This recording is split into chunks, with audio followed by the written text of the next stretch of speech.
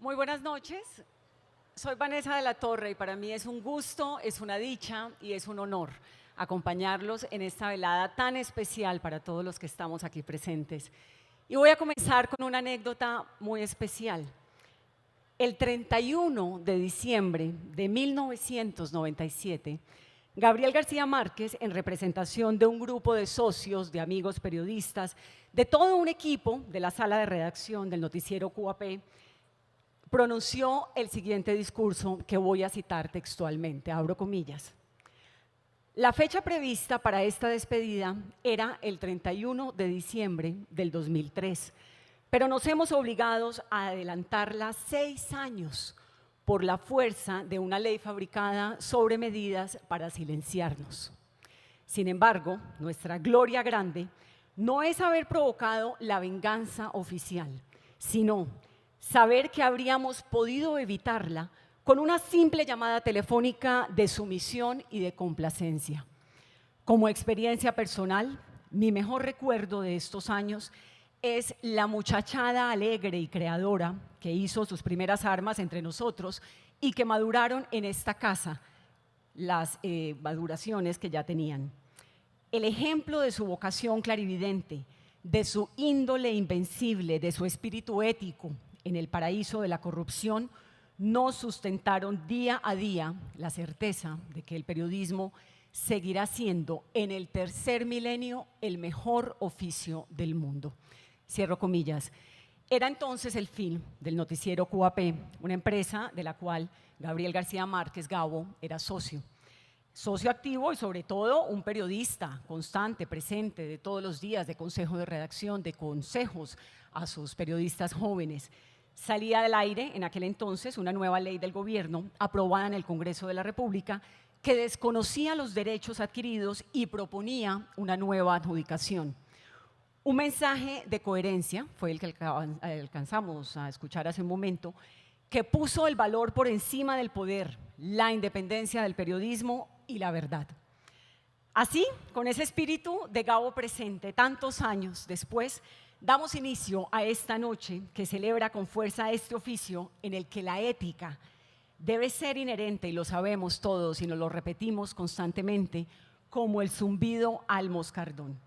Mi compañero de hoy es Alonso Sánchez Baute, escritor colombiano, periodista, con sus personajes marginales, con sus historias magníficas, uno de los grandes que arranca a narrar el posconflicto de Colombia cuando ni siquiera sabíamos que iba a llegar. Qué maravilla tenerte esta noche, Alonso. Vanessa, buenas noches a todos, y la verdad debo decir en este momento que tengo como un sentimiento encontrado, ¿sabes? De alguna manera me da cierta envidia con todos esos 1.715 concursantes que enviaron sus trabajos del año pasado a participar en este concurso esta noche, pero al mismo tiempo me da como un fresquito, porque la angustia que deben estar sintiendo en este momento, porque su nombre se ha pronunciado como uno de los 4 ganadores en esta noche, la verdad es que no quisiera estar sintiéndolo. 1.715 postulados, solamente 4 se ganaron el premio. Yo hago parte de los 1.711, que no. Pero la verdad que dicha y bienvenidos. Esperamos pasar una noche maravillosa y sobre todo entretenernos, aprender, reflexionar, recordar esos principios básicos que finalmente son la autopista sobre la cual caminamos y construimos un futuro todos los días. Iberoamérica está reunida hoy aquí en Medellín. Este espacio se parece a una gran sala de redacción con los mejores presentes, donde se debate, donde se aprende, donde hay ideas constantemente. Un espacio en el que los mejores están compartiendo con esas nuevas generaciones las semillas que estamos sembrando. Es impresionante, no sé si se han dado cuenta de la cantidad de jóvenes que hay acá, que los vemos constantemente en los pabellones, que se toman fotos, que hacen preguntas, que hacen entrevistas, que hacen inquietudes.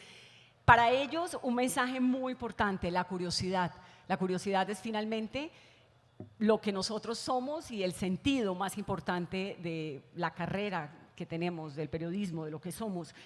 Los invitamos a ellos a enfrentarse con contundencia y sin miedo a esas páginas en blanco, a usar la creatividad, a usar el tiempo, el oficio, dedicarle tanto tiempo y tanta pasión a nuestro trabajo esos ingredientes que Gabo aprovechaba constantemente para hacer de su tipo de periodismo lo que hizo y dejar en las generaciones de aquel entonces lo que hay hoy en día. Si esos jóvenes que estamos viendo en los pasillos de este festival se acercan durante estos 3 días a aprender, a absorber, a deleitarse con esa inspiración, entonces tenemos garantizadas generaciones futuras de grandes periodistas. De hecho, y me salgo un minuto del libreto para decir algo al respecto, es la primera vez que asisto a este premio en Medellín y si algo me ha llamado la atención, más allá de los periodistas reconocidos e importantes que asisten cada año a este festival, es la cantidad de jóvenes que he estado viendo sentados,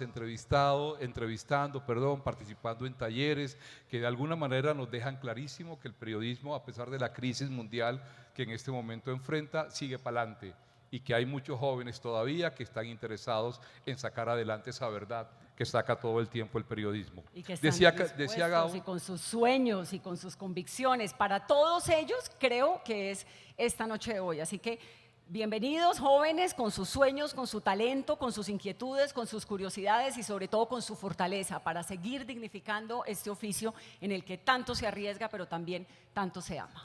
decía Gabo con convicción, la sociedad es una creación permanente cuyo buen manejo nos corresponde a todos. Siendo así, hagamos el trabajo del periodismo con curiosidad infinita, con conciencia plena del papel que nos ha tocado desempeñar y con un oficio tan completo que no se noten jamás las 4 horas que le dedicamos a un párrafo, sino lo que en él se dice. Y hagamos esto tomándonos en serio. Y con esta inspiración, entonces, le damos la bienvenida a todos los aquí presentes a esta noche que es posible gracias a una alianza público-privada entre la Fundación Nuevo Periodismo Iberoamericano, la Alcaldía de Medellín, los grupos Sura, Bancolombia, con sus filiales en América Latina, también al apoyo del área metropolitana con Fama, Fontur, ProColombia, Avianca, Facebook Journalism Project, Oxfam, el Metro de Medellín y Tigo Une. Creería, de hecho, que hay como un paralelo, un símil entre lo que ha venido sucediendo con Medellín estos últimos años y con lo que ocurre en este momento con el periodismo, que es la transformación. Medellín es una ciudad que se ha venido transformando poco a poco de aquellos índices de violencia y de desigualdad y cada vez se ha convertido más en una ciudad moderna, que es lo que esperamos que siga sucediendo también con el periodismo. Saludamos de manera muy especial, ahora que lo digo, al señor alcalde de Medellín, señor Federico Gutiérrez, y a su señora Margarita. A Jaime Abello Banfi, el director general de la Fundación Gabriel García Márquez para el Nuevo Periodismo Iberoamericano. Al señor David Bojanini, presidente del Grupo Sura. A Juan Carlos Mora, presidente de Bancolombia. A los miembros del Consejo Rector de la FNPI que nos acompañan hoy, especialmente a Sergio Ramírez, el Cervantes Mestatepe. A Gonzalo García Barcha, un honor, Gonzalo, tenerte aquí, bienvenido. Es la primera vez, entre otras cosas, vale la pena decirlo, que un hijo de García Márquez nos acompaña en un evento como ese, me parece completamente significativo y de pronto quisiera que nos recibiéramos con un aplauso.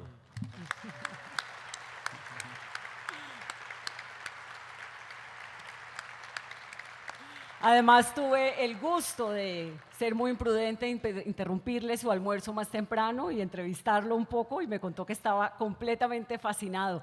Yo le preguntaba, ¿cómo vas a estar fascinado en un homenaje a tu padre con tantos homenajes que le hacen a tu padre todos los días en todos los lugares del mundo? Me dijo, es la primera vez que estoy en Medellín, es la primera vez que estoy en este festival y estoy absolutamente fascinado. Así que nosotros también estamos fascinados contigo. A Jaime García Márquez y su señora Margarita. Y a los finalistas de esta noche, a Ignacio Escolar, Diego Martínez Lloreda, a los rectores de las universidades, a todos los colegas y amigos que nos acompañan desde diferentes lugares del mundo, a todos, bienvenidos. ¿Sigue? Y queremos de manera muy especial reconocer la generosidad de Medellín, siempre tan linda, tan innovadora, tan fuerte, recuperándose de tantas heridas, tan capaz de reinventarse. Así que le damos la bienvenida al señor alcalde de Medellín para que ponga él mismo en sus palabras todo lo que significa este gran proyecto para la capital antioqueña. Alcalde.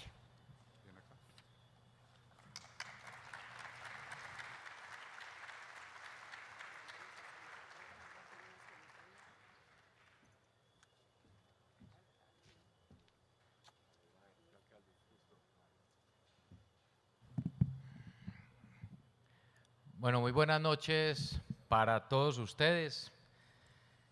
Ya pues se han dado los saludos protocolarios, pero más que protocolo, de verdad que qué felicidad estar con cada uno de ustedes, con tantos amigos ya que hemos venido conociendo desde hace unos años, a los que vienen también por primera vez, siempre bienvenidos a Medellín. Así como le damos la bienvenida a Gonzalo García, qué alegría conocerte, a Jaime García, qué alegría volver a verlo, igual que a la querida Margarita y a todos los que nos acompañan. Yo quiero dar unas palabras esta noche justamente con lo que decía ahora Vanessa. Como una ciudad como la nuestra, lo que ha sabido es ir cerrando heridas y que quedan cicatrices que justamente siempre nos tienen que recordar lo que vivimos para que nunca vuelva a pasar. No hay forma de la soledad más dura y más triste que la de aquel que no es capaz de ponerse en los zapatos del otro. No hay una peor forma de la soledad que la falta de empatía, que la incapacidad de mirar al otro de frente, entendiendo sus motivos y solidarizándose con ellos. García Márquez, Gabo, nuestro gran orgullo literario, supo desde cuando era periodista que el realismo mágico era la única forma de narrar una sociedad tan llena de contradicciones como la nuestra. Con esto en mente, más allá de la ficción, dejó en sus libros el testimonio de lo que somos una sociedad, de lo que somos como sociedad y como país. Escribió en su obra más reconocida no un libro sobre Macondo, sino justamente un libro sobre la soledad. Así se lo contaba al periodista uruguayo Ernesto González Bermejo en el año de 1970. Decía sobre 100 años de soledad que ningún crítico ha tocado el punto que a mí me interesaba al escribir el libro, que es la idea de que la soledad es lo contrario a la solidaridad. La soledad es lo contrario a la solidaridad. Y miren ustedes qué idea tan bonita y tan profunda tenía Gabo. Quisiera desarrollarla brevemente en el marco de la historia de nuestra Medellín, de nuestra amada ciudad que durante muchos años fue un conjunto de soledades, de territorios aislados que por la topografía misma de este valle o por el fenómeno de la violencia no era uno solo, eran soledades.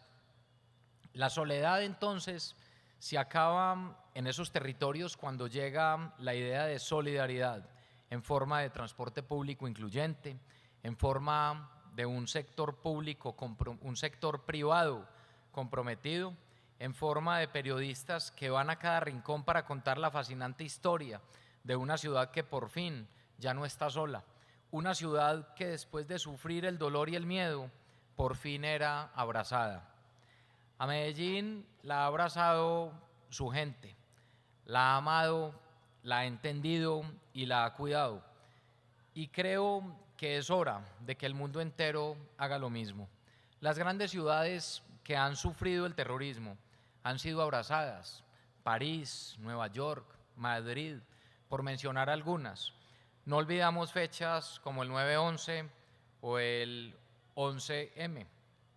¿Por qué entonces nosotros mismos no recordarnos las fechas ni los nombres de nuestro dolor? ¿Por qué en algunos lugares del mundo siguen pensando en Medellín como una ciudad mafiosa y no como lo que realmente es, que es una ciudad víctima de la mafia? Medellín, y ustedes lo saben, sufrió la violencia como ninguna otra ciudad del mundo. Y el mundo entero conoce una cara de la historia, la de los victimarios.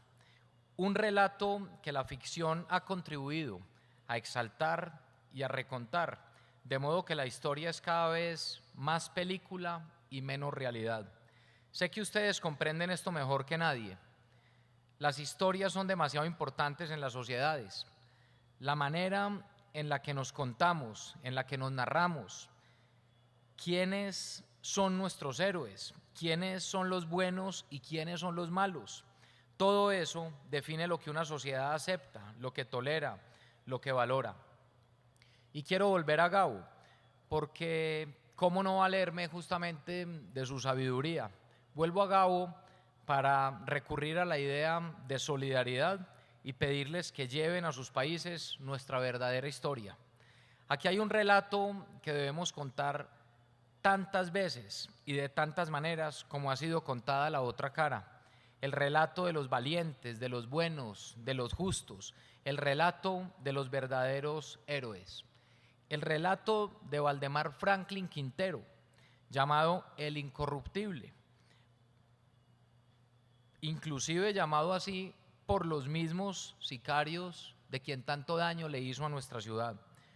Un coronel que renunció a su esquema de seguridad sabiendo justamente cuando iba a ser ya asesinado, y que es un héroe porque además lo que no quería era que existieran más víctimas, más viudas, más huérfanos.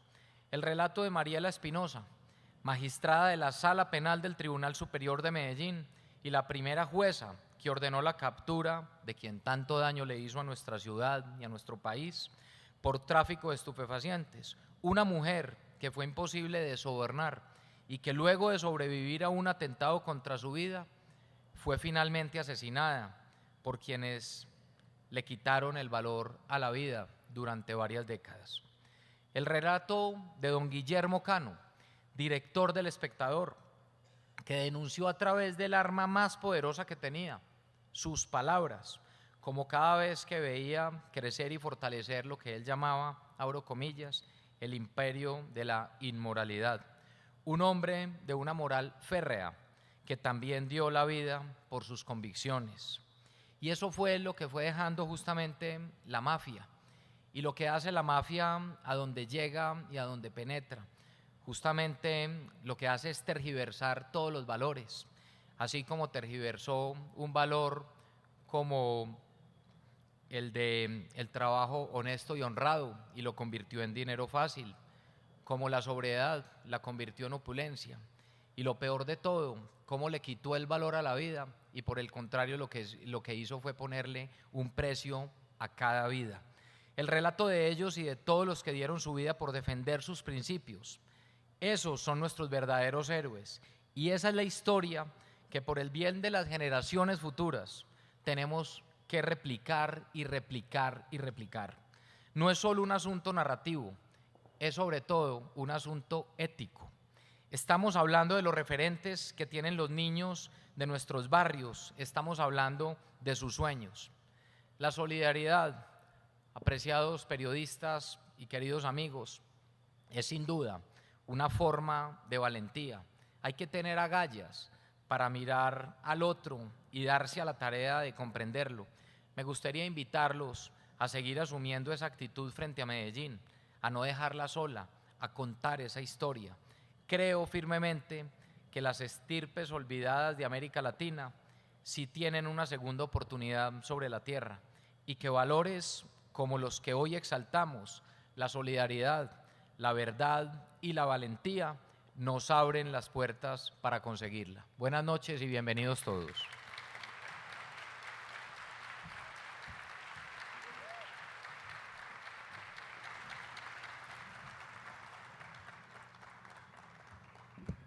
García Márquez tuvo la idea de fundar un taller flotante y permanente para periodistas con el objetivo de propiciar el renacimiento del periodismo como arte, con una voz propia, con una voz latinoamericana.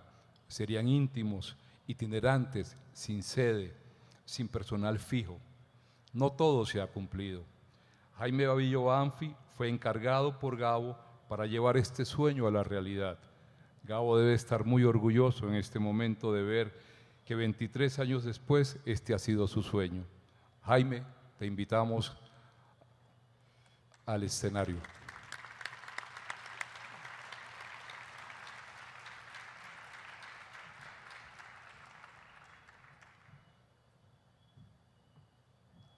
Muchas gracias. Si Alonso dice que no todo se ha cumplido, será lo del personal fijo, que sí lo tenemos. Muy bien.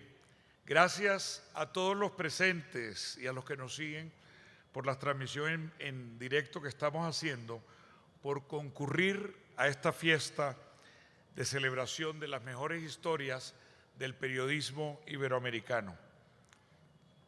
No basta ser bueno, sino que se sepa. Con esta frase de rotunda sencillez, Gabriel García Márquez nos explicó hace muchos años al equipo y a los directivos de la Fundación de Periodismo que había creado la necesidad de instituir un premio potente para periodistas de lengua española y portuguesa. El premio creado por Gabo tuvo la buena fortuna de ser acogido por esta maravillosa ciudad, por Medellín, en 2012. Aquí adoptó el nombre de su fundador y se enmarcó en un gran festival para celebrar las mejores historias. Han sido 6 años de buenas historias posibles gracias a la alianza público-privada con la alcaldía, presidida por el doctor Federico Gutiérrez, con Sura, presidida por el doctor David Bojanini, y con Bancolombia, presidida por el doctor Juan Carlos Mora. Y también gracias a la valiosa contribución de otras instituciones y empresas de Medellín, del orden nacional, del mundo de la tecnología. Este festival sí se ha convertido en lo que queríamos, en el gran punto de encuentro del periodismo, especialmente un encuentro ciudadano, con jóvenes, con estudiantes, con colegas, no solo de Colombia y de Medellín, sino de otros países. Quiero resaltar aquí que este año, alrededor del programa principal del festival, hay una serie de grupos y encuentros paralelos que asumen que Medellín es la capital del periodismo iberoamericano. Hay reuniones de periodistas que han venido desde Centroamérica, desde Cuba, de Brasil. Hay un gran encuentro de la Comunidad de Libertad de Expresión de Colombia. Ha habido encuentros del periodismo universitario, todo ello para aprovechar lo que ofrece el festival y al mismo tiempo cumplir las agendas propias. Han venido los ganadores del Gran Premio de la Excelencia del Periodismo de Chile, por ejemplo, y muchos otros casos. Hoy, más que nunca, como Gabo lo pidió, necesitamos que el premio haga que se sepa qué es el buen periodismo, quiénes son sus autores y cuáles son sus propuestas. En medio de los cambios profundos del periodismo como oficio, industria y servicio, los periodistas necesitan urgentemente nuevos ejemplos y modelos, mientras que la ciudadanía reclama cómo distinguir aquello que merezca los valores de su confianza y atención ante la catarata avasalladora de informaciones, opiniones y contenidos, algunos verídicos, otros sesgados, otros falsos, que circulan por una infinidad de canales digitales y análogos que conforman el tupido ecosistema informativo de nuestra era con sus redes sociales. Por eso, este premio no ha sido concebido solamente como el merecido estímulo para recompensar y visibilizar a los buenos periodistas, que mucha falta hace, dado que el trabajo periodístico es cada vez más precario y riesgoso por el debilitamiento de la economía de los medios, por las presiones de múltiples factores de poder, sino principalmente lo concebimos como un espacio compartido de aprendizaje, de generación de referentes de excelencia y credibilidad que sea útil para la comunidad periodística y también para la ciudadanía de nuestros países. Son muchos los aprendizajes que se pueden extraer del análisis de las tendencias de esta y anteriores ediciones y que a la vez han servido para inspirar el diseño del programa del festival de este año, compuesto por 75 eventos de acceso abierto y gratuito en las distintas sedes, transmitidos en video por el sitio web y por Facebook Live. Es cierto que persisten retos claves, como la necesidad de mejorar la reportería, investigación y análisis especial para el buen tratamiento informativo, especialmente en sectores de creciente complejidad técnica que son decisivos en la vida económica y social. Pero el balance general es más que alentador, nos convoca al optimismo. El periodismo iberoamericano, lo demuestra el premio, está ensayando nuevos formatos, aspira a ser más plural y creativo. Encontramos emprendimientos digitales, innovación en medios tradicionales y también en medios nuevos, periodismo de autor, periodismo colaborativo, periodismo de datos, periodismo de chequeo, alianzas de medios, periodismo performativo, periodismo visual, toda una cantidad de conceptos que reflejan la diversidad que manifiestan las prácticas periodísticas, que no se limitan al modo tradicional de entender este oficio. Si en épocas anteriores, además, buena parte del periodismo se dedicaba a contribuir al sostenimiento de factores de poder y por lo tanto a la construcción de mitos, pareciera que estamos en unos tiempos en los que unas audiencias móviles, descreídas y vigilantes, que no están dispuestas a tragar entero, exigen otra cosa del periodismo que también lo hemos encontrado. Es decir, que actúe con independencia, que se convierta en el refugio de lo veraz, que en vez de mitificar, se concentre en desmitificar. Eso ha hecho a su vez que la relación de los mejores periodistas con los poderes se vuelva cada vez más complicada, porque además ellos aprovechan el fortalecimiento, me refiero a los poderes, de que sus capacidades de comunicación, y esto es un fenómeno mundial, de que sus capacidades de comunicación estratégica, artimañas jurídicas y control de fuentes de financiamientos, en veces para cuestionar, desprestigiar o tratar de doblegar o al menos interferir especialmente hacia el periodismo más inquisitivo. Sin embargo, nuestro periodismo se crece en la adversidad. La calidad de los trabajos parece proporcionar a las dificultades de contexto que enfrentan los equipos periodísticos, como son los casos que quiero resaltar del buen periodismo de un país como Venezuela o de los países de Centroamérica. Pero no se trata solo de contar bien las historias en forma de crónica y reportaje. La ética periodística crece en importancia porque el nombre del juego es la defensa de la credibilidad, lo que a su vez nos sitúa en un aspecto clave para la sostenibilidad del periodismo.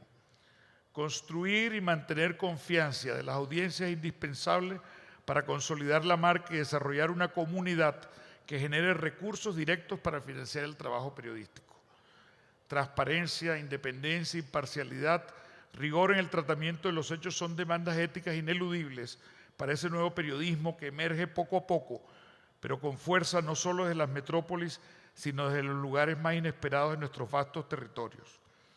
El premio y el Festival Gabo llegan a su sexta versión en la Hospitalaria Medellín con ese tema de la historia detrás de los relatos, especialmente las historias de oficio detrás de los relatos periodísticos, y con una cosecha magnífica representada en los 12 trabajos finalistas, 12 trabajos que de hecho ya son ganadores por haber llegado hasta acá, seleccionados por 51 jurados internacionales entre 1.715 concursantes, así como en los ganadores del Galardón a la Excelencia Periodística, Ignacio Escolar, director del diario.es de España, y del reconocimiento Clemente Manuel Zavala, un editor colombiano, nuestro querido Diego Martínez Lloreda, del país de Cali. Todos ellos hacen honor a los altos ideales del premio instituido en memoria de Gabriel García Márquez: la búsqueda de la excelencia, la coherencia ética y la innovación. Por eso pido para ellos un aplauso de homenaje. Y muy en la onda de lo que Jaime está diciendo, queremos hoy invitarlos a una noche de esperanza. Nos enfrentamos, y lo sabemos, a ciudadanos muy críticos que están vibrando, que quieren ser parte de la agenda, que están opinando constantemente, que no tienen intermediarios, que tienen cómo hacer además que sus voces sean escuchadas. Tenemos un reto y una gran responsabilidad, pero también tenemos la más grande oportunidad que ha tenido el periodismo recientemente, y es que nunca antes había sido tan posible establecer relaciones mucho más cercanas con esas comunidades donde tal vez resida la sostenibilidad. Así que la de hoy es una noche de mucha reflexión, pero sobre todo de mucha celebración y de esperanza. Es el momento para reconocer y compartir el trabajo de los autores de las historias finalistas y ganadores de las categorías del concurso de mayor premio de periodismo en la lengua española y portuguesa, que recibirán el Gabriel, una obra del maestro Antonio Caro. Los miembros del Consejo Rector y jurados del premio nos acompañarán a entregar los galardones. Como lo contó Jaime hace unos momentos, estas historias fueron seleccionadas por 51 jurados en 3 rondas de juzgamiento entre 1.714 postulaciones. Iniciamos la premiación entonces, y dejemos de tanto suspenso, con la categoría texto. Premiamos historias que se destacan por la reportería, la investigación y por su valor narrativo. La celebración de la palabra como una de las formas más bellas de contar una historia. Estas son las 3 finalistas de la categoría texto. La idea inicial de este asunto surgió a raíz de que un colega fotógrafo, Fred Ramos, me comentó el cuento extraño de una iglesia de pandilleros que predicaba abandonar la pandilla. Me pareció que era una historia extraordinaria que había que abordar. Dios está trayendo salvación. Para mí, después de varios años trabajando el universo de las pandillas en América Central, era fundamental encontrar la respuesta a una de las preguntas que han estado siempre en medio de la cobertura, que ¿es posible que un pandillero cambie su vida? A lo largo de la historia y a lo largo del tiempo que hemos venido cubriendo el fenómeno de pandillas, la religión aparecía como la única puerta de salida legítima según la pandilla. Pasé meses acompañando a una iglesia evangélica que era espejo de la iglesia de la cárcel, acompañando el proceso de varios de los pandilleros que recién salían de prisión y que se estaban adaptando a la vida en libertad.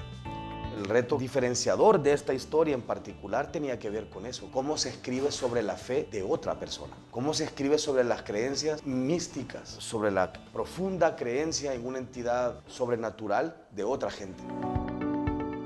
Puso sobre la mesa una historia larga que daba cuenta del papel de las iglesias evangélicas en la rehabilitación de los pandilleros. No existe un mecanismo a través del cual el Estado le permita a un miembro de una pandilla salirse de la pandilla. En el fondo, me pareció una tarea heroica que hay que agradecer como sociedad y que hay que al menos intentar comprender en todos sus alcances.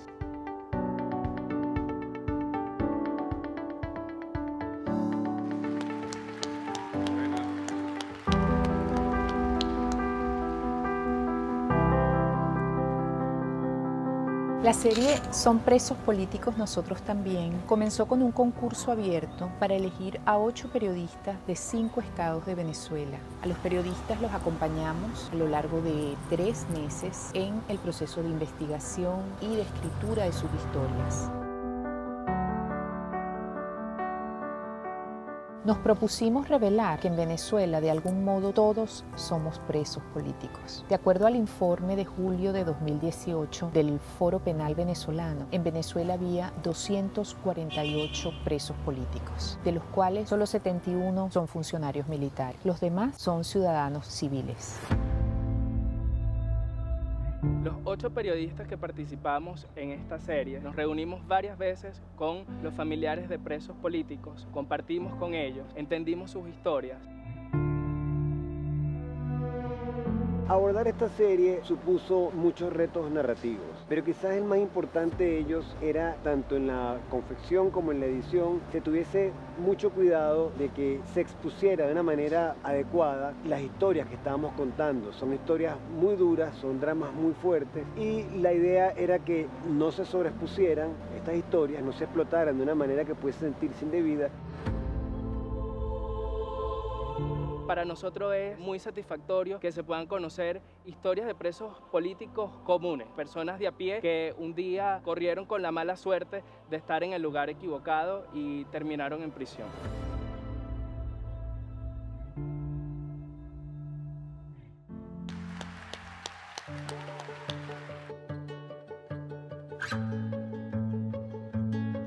Esa historia nació cuando yo me entero de la noticia del derrame de petróleo que ocurrió en enero de 2016 en una comunidad de Aguajún, en la Amazonía norte del Perú. En esa comunidad, el oleoducto norperuano derramó, debido a un desperfecto, 500.000 litros de petróleo en el río. Lo que yo quería era poder acceder a lo que había detrás de los hechos, cuál era el verdadero impacto que iba más allá de lo ambiental, el impacto cultural, el impacto social, el impacto incluso emocional en la gente. Decidí concentrarme en la historia de Osman Cuñachí, que es uno de los niños que participaron de la limpieza del derrame de petróleo. Viajé hasta su comunidad para conocerlo a él. Yo entrevisté alrededor de 63 personas, entre ellas los mismos nativos que trabajaron en la limpieza del petróleo, las autoridades locales, los ingenieros de Petroperú. El primer reto para mí fue procesar la información. Yo había recabado en todos esos meses de reportería cómo conseguir que toda esa amalgama de datos e información pueda generar empatía y emoción en el lector, ¿no? Otro reto importante fue encontrar un punto de vista adecuado que se alejara de los clichés, de los lugares comunes que el periodismo tradicional muchas veces ha asignado a la gente que vive en las montañas y en la selva.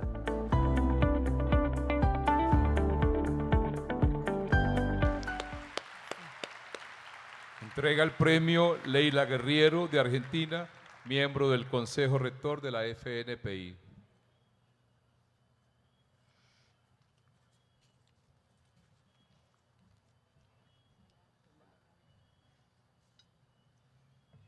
Bueno, buenas noches. En el sobre tenemos el nombre del ganador o los ganadores. El ganador del premio Gabo 2018 en la categoría texto es Un niño manchado de petróleo de Joseph Zárate.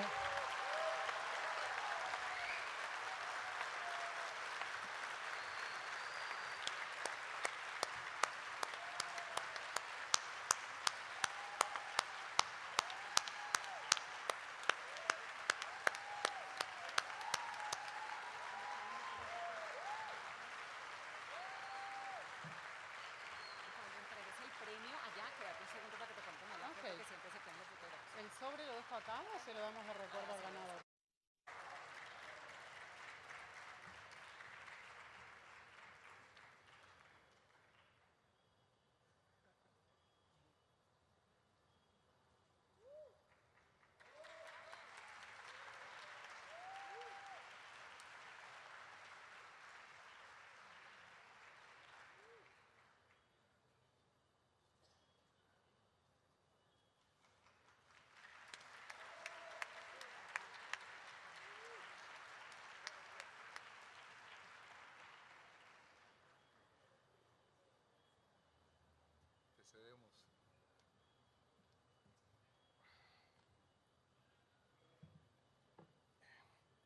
Sí.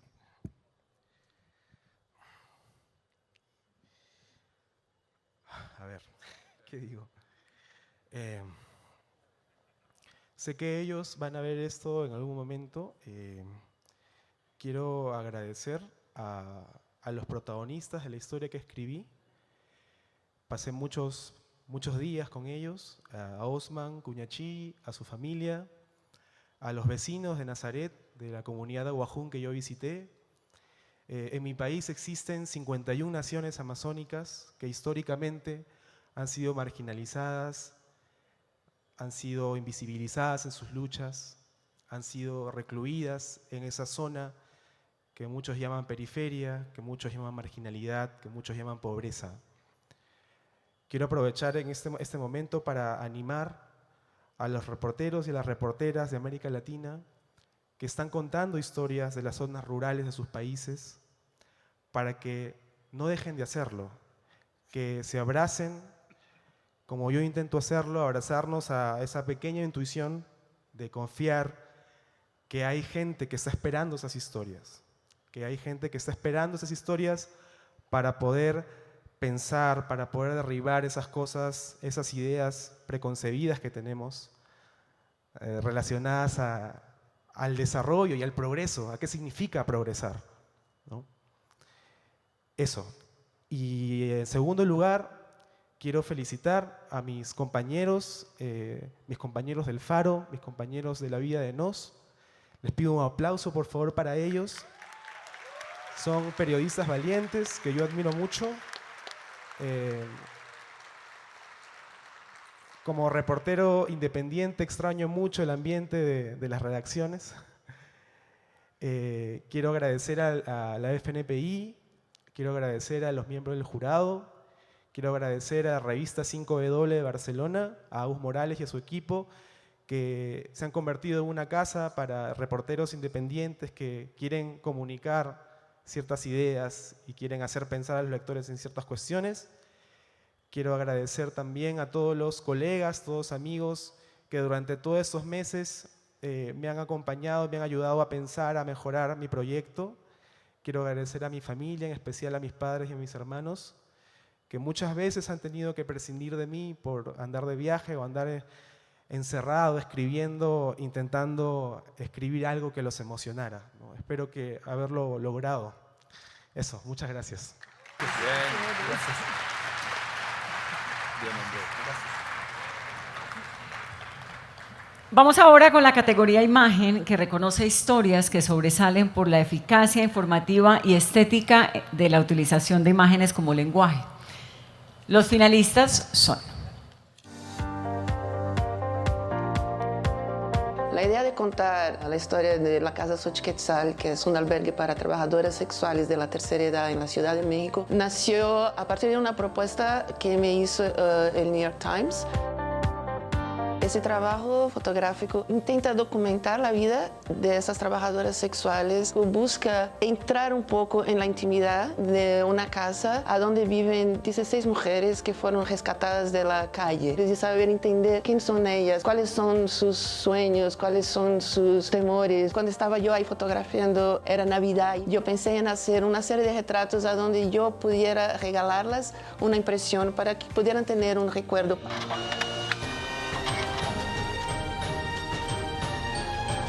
Les pedí con anticipo que se vestiesen como les hubiera gustado salir en un retrato. Fueron 2 meses para conseguir el acceso al local y de ahí 1 mes trabajando en las entrevistas, y yo sentía una responsabilidad muy grande al relatar las historias de sus vidas. Yo esperaba que por el tema delicado pudieran surgir críticas, y eso me preocupaba mucho, en exponer todavía más a estas mujeres. Me quedé muy emocionada con la respuesta de la gente. Yo creo que es importante ese trabajo porque demuestra que es posible regresar un poco de dignidad y humanidad a esas personas.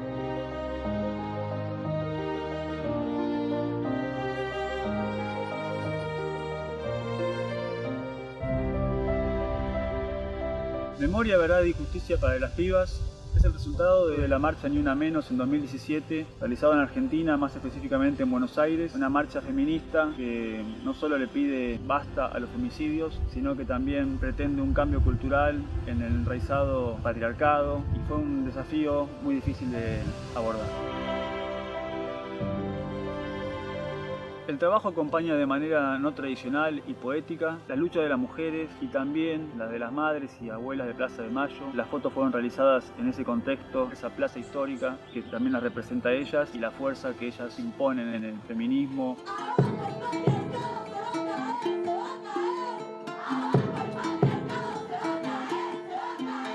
Fue más que nada pensar cómo relatar una marcha masiva de una manera diferente, y me encontré con un vidrio esmerilado que tenía en casa y le puse un bastidor al vidrio y me fui con ese marco a la plaza. Hice las fotos sin decir demasiado y así sucedió. Deseo que este trabajo sirva para darle visibilidad a la lucha feminista y que se replique en las comunidades que necesitan cambiar estas diferencias de género.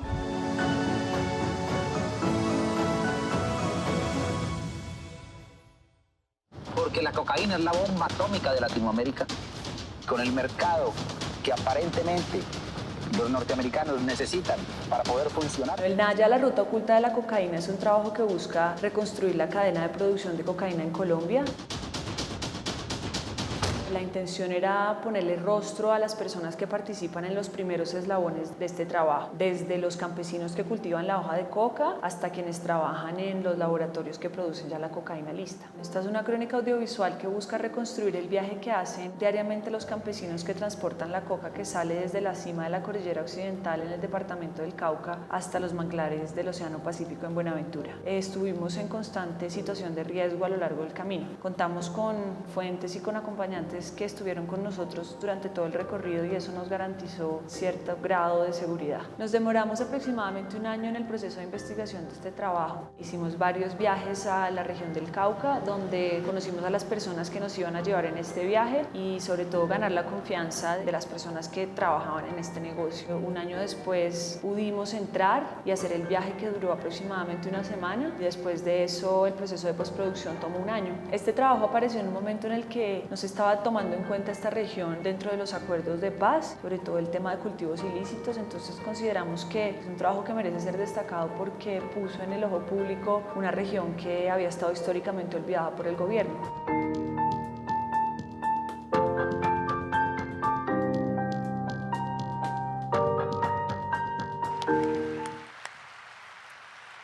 Entrega el premio Joao Pina de Portugal, que es jurado de tercera ronda.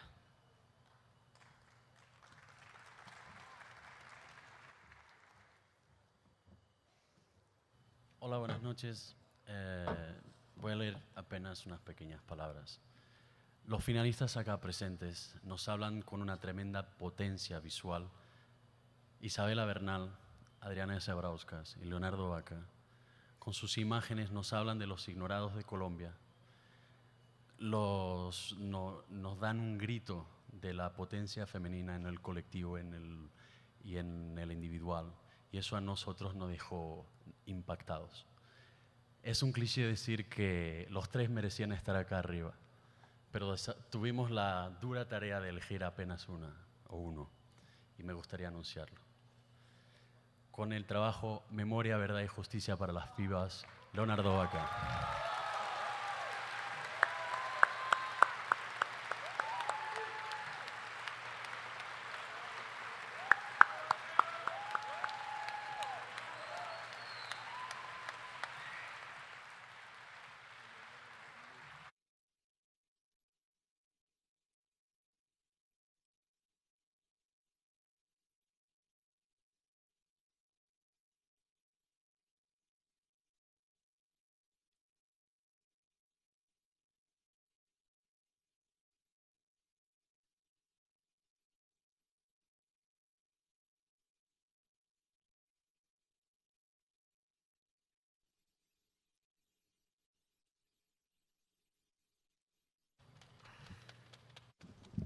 Bueno, es un milagro estar aquí, en Medellín, en este paraíso, en este lugar increíble. Estoy muy emocionado. Quiero saludar a mi familia, que lo está mirando por internet.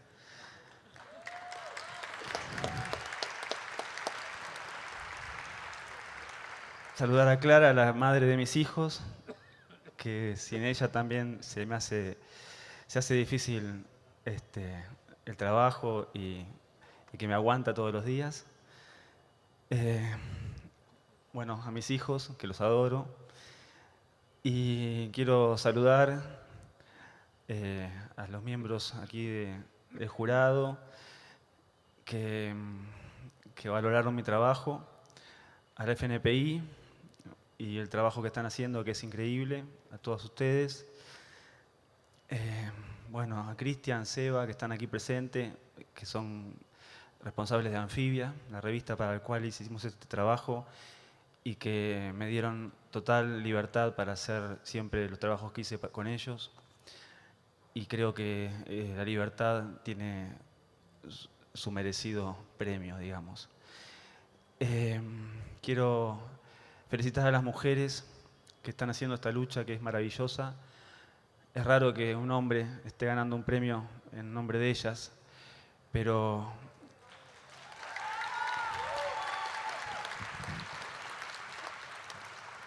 las conozco y las quiero. Conozco gente que está metida muy en la agrupación Ni Una Menos.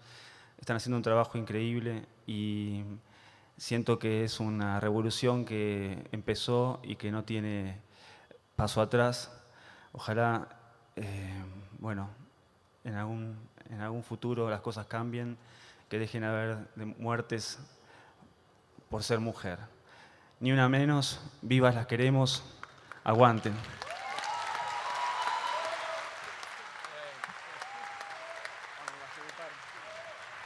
hacemos una distinción especial que exalta a un editor colombiano ejemplar. Personajes no protagónicos, pero indispensables. Este editor fue postulado por periodistas colombianos y elegido por un comité integrado por Germán Rey, Mónica González y Alberto Salcedo Ramos. Es un gusto presentar a Diego Martínez Lloreda, quien recibe hoy el reconocimiento Clemente Manuel Zavala a un editor colombiano ejemplar que entrega el premio Gabriel García Márquez de Periodismo, un apasionado con una carrera de 30 años y siempre dándole oportunidades a los jóvenes en ese periódico tremendo que es El País de Cali. Diego, felicitaciones. Entrega el premio Germán Rey.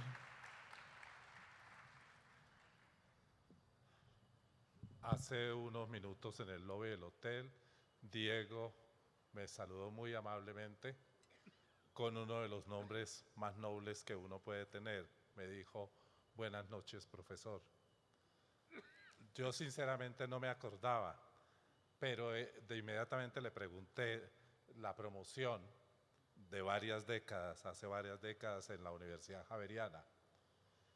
Es un honor para mí y es parte de la ley de la vida que un profesor pueda distinguir a sus alumnos más especiales.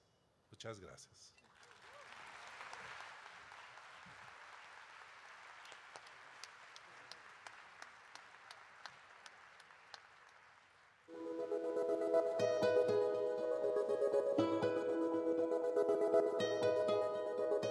La misión de nosotros los periodistas es ayudarle a la gente a digerir toda esa información, hacérsela inteligible para que la gente tome posición y para que la gente haga defender sus derechos. El periodista no es el protagonista, la protagonista verdadera de la noticia. Nosotros somos unos facilitadores entre los hechos y las audiencias. Un editor debe ser una persona con una gran capacidad de planeación. Se suele creer que la labor del editor arranca cuando ya todo está hecho y es cortar, pegar, titular. No. La labor del buen editor es planear, definir cuáles son las prioridades informativas de acuerdo a la orientación del medio para el cual se trabaja y orientar a los periodistas para que su trabajo se atenga a las políticas y a las necesidades informativas de las audiencias. Quiero que los periodistas de acá no traguen entero, duden de todo, sean escépticos.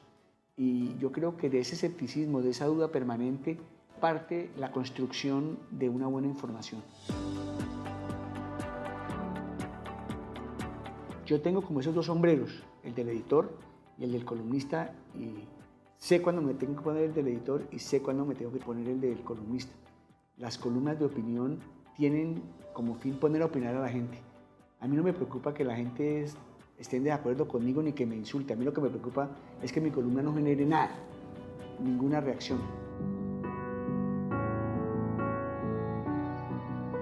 El que se quiera meter de periodista a ser amigos está perdido. Quien desarrolla este oficio con algo de rigor y con algo de convencimiento, pues necesariamente suma enemigos.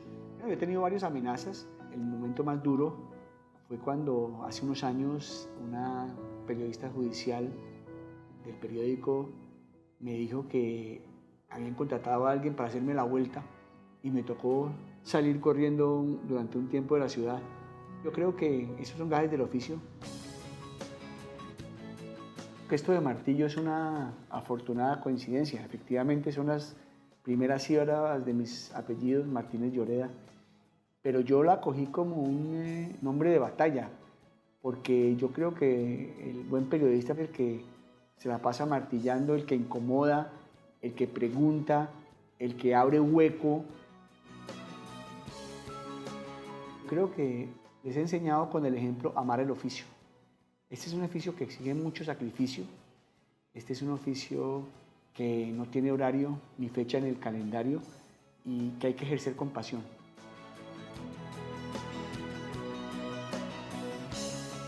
Yo nací con esta pasión por el periodismo. Yo simplemente tuve la suerte de descubrir que este era mi oficio Yo no tuve la culpa, tuve la bendición de nacer con ella y espero no perderla nunca. En 34 años no la he perdido, al contrario creo que la he acrecentado.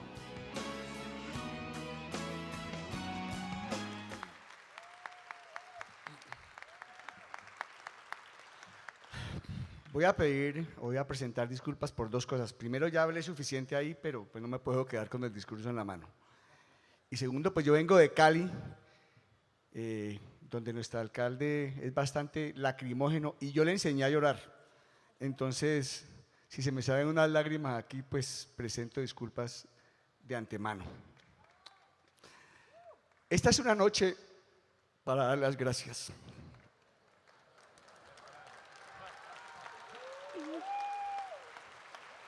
¿No les dije?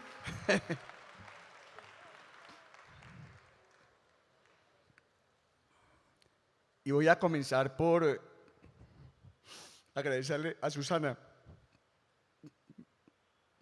mi compañera de todas las horas, por el amor, la comprensión, la sabiduría y la paciencia que me ha tenido durante los más de 3 décadas que hemos compartido. Ella ha sido mi polo a tierra, el faro que siempre me ha guiado a buen puerto. Y además me dio el mejor hijo que he podido recibir, el mejor premio que he podido recibir en esta vida.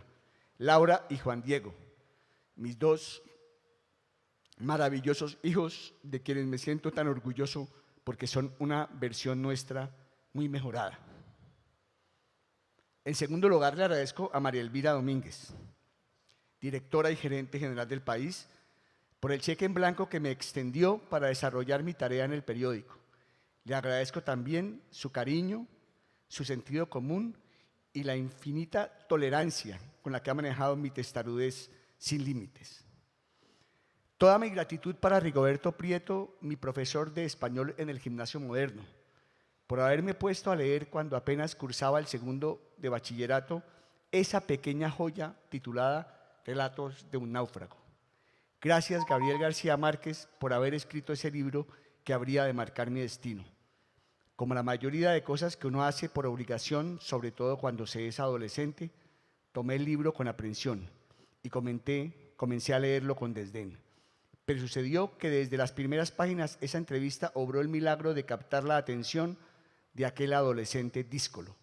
La historia de Luis Alejandro Velasco, el marino que estuvo a la deriva durante 10 días, luego de caer del barco de la Armada A.R.S. Caldas, me atrapó. El libro, una compilación de entrevistas que fueron publicadas en El Espectador, destapó una vergonzosa trama de contrabando en la que estaban involucrados varios miembros de la Armada.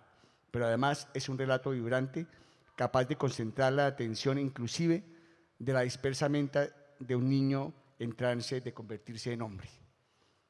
Gracias, maestro Gao, porque cuando cerré la página 176 de ese libro, concluí que yo quería dedicar mi vida a escribir entrevistas como esa.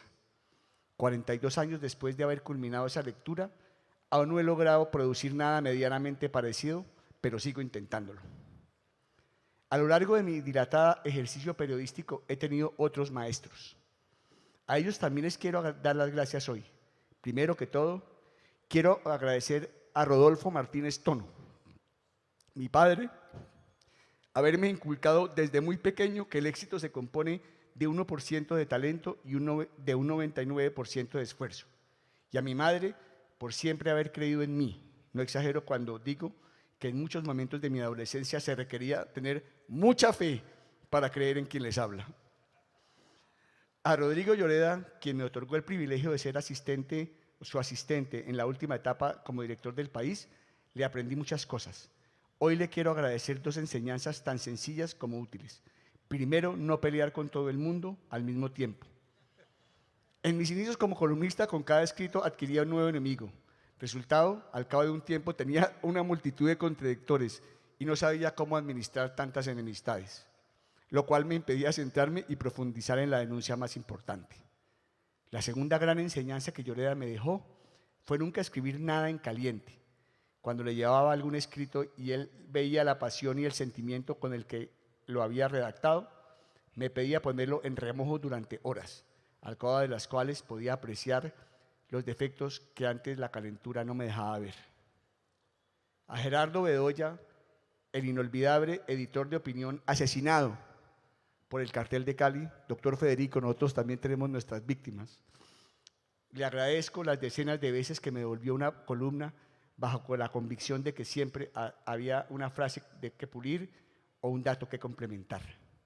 A Luis Cañón, le doy gracias por haberme enseñado a manejar las grandes coyunturas informativas que surgen cuando menos esperan. Le agradezco por haberme transmitido la importancia de en ese momento crítico tener la serenidad para hacer un alto y reunirse con todo el equipo de redacción, escuchar ideas, perfeccionar propuestas, planear procesos.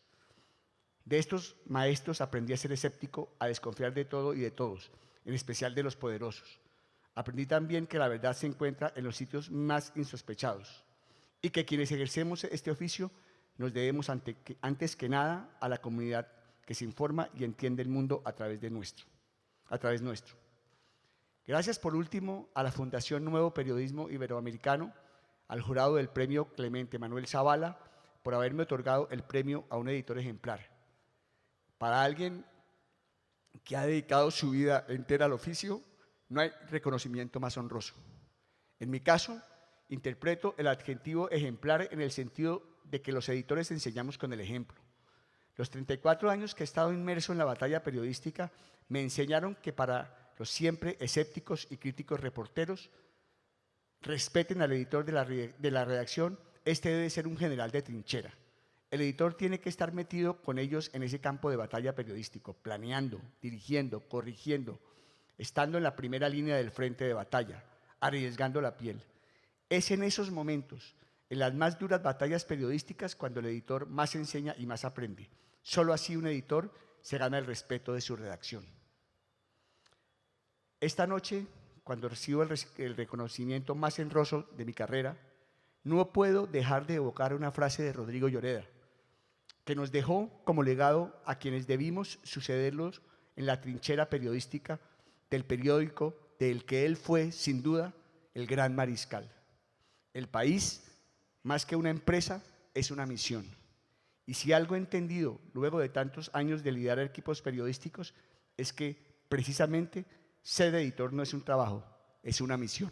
Muchas gracias. Gracias. Bien, hombre. Gracias. Vamos ahora, mientras Diego posa, con la categoría cobertura, que resalta el periodismo del día a día, que de manera metódica e incansable registra y le hace seguimiento a los hechos que son noticia. Y los finalistas son los siguientes. La idea de hacer este trabajo sobre la situación de los migrantes centroamericanos en Centroamérica surgió de contar cómo habían cambiado los flujos migratorios de centroamericanos que ya no buscaban ir al norte, a Estados Unidos, sino que lo único que querían era huir de su país a como diera lugar. El que tiene el poder son las maras. Periodistas de Univisión y periodistas del Faro. Discutimos y concluimos que esto era mejor hacerlo juntos que por separado. Solo podíamos ayudarnos desde los dos polos fundamentales de este fenómeno, Estados Unidos y Centroamérica. Solo podíamos aportar para contar mejor la historia. El objetivo de este trabajo era no solo describir cómo habían cambiado las rutas migratorias de centroamericanos en la región, sino también contar cómo ya no se trataba de migrantes regulares, sino que se trata de gente que necesita salir para salvar la vida. América Central tiene una larga tradición y ha pasado en más de una ocasión por procesos donde los países expulsan a sus ciudadanos. Sin embargo, este nuevo siglo, el fenómeno de aquellos que abandonan sus países porque creen que sobrevivir implica abandonar tu casa, tu país, ha sido, creo yo, hasta ahora muy poco visto. Decidimos crear un diseño de cobertura que nos permitiera al menos comenzar a exponer este fenómeno, ponerlo sobre la agenda pública y hacer evidente las dimensiones, la magnitud y el horror que entraña el fenómeno del refugio.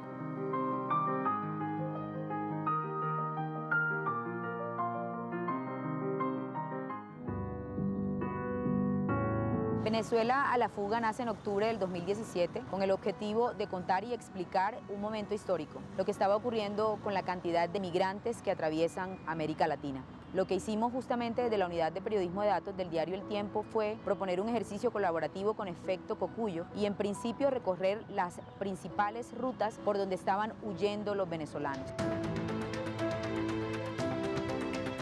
3 equipos conformados por un periodista y un videógrafo hicieron las 3 rutas. Lo más difícil fue contar justamente la separación, el dolor de estos migrantes venezolanos. Los riesgos y los peligros fueron algunas de las cosas que quisimos compartir en este reportaje, pero al mismo tiempo también la necesidad que enfrentan y lo que representa sobrevivir, recaudar dinero en estos nuevos países.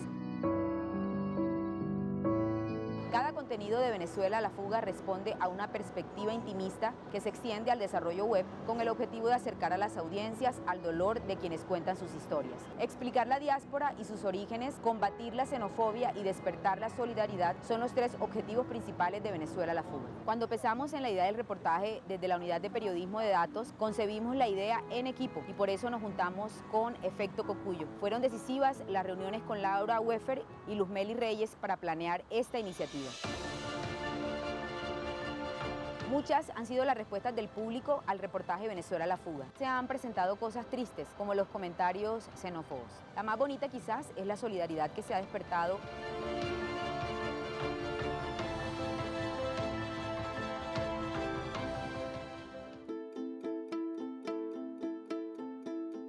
Creo que la estafa maestra es el mejor ejemplo de lo que decía García Márquez acerca que la mejor noticia no era la que se daba primero, sino la que se daba mejor. Y en este caso significó desarrollar una investigación exhaustiva, a tal grado que pudimos comprobar que se trataba de un sistema de corrupción.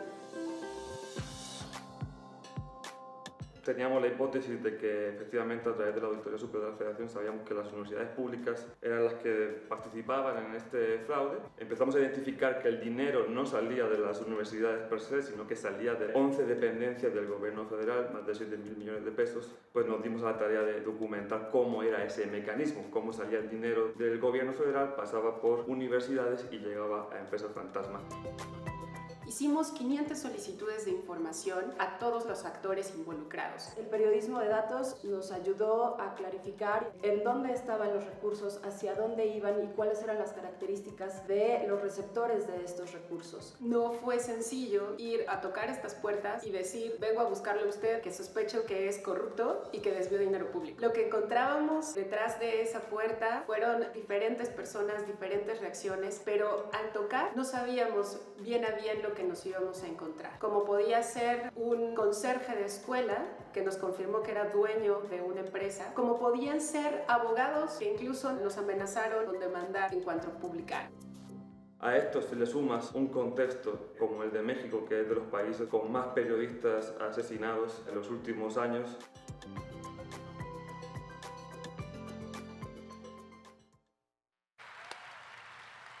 Entrega el premio Rosenthal Alves de Brasil, miembro del Consejo Rector de la Fundación Nuevo Periodismo.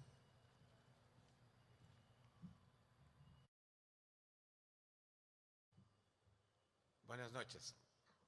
Estoy en el Consejo Rector desde el inicio y les voy a decir que ese fue uno de las decisiones más difíciles porque, como decía Joan, el cliché, los 3 finalistas son impresionantes.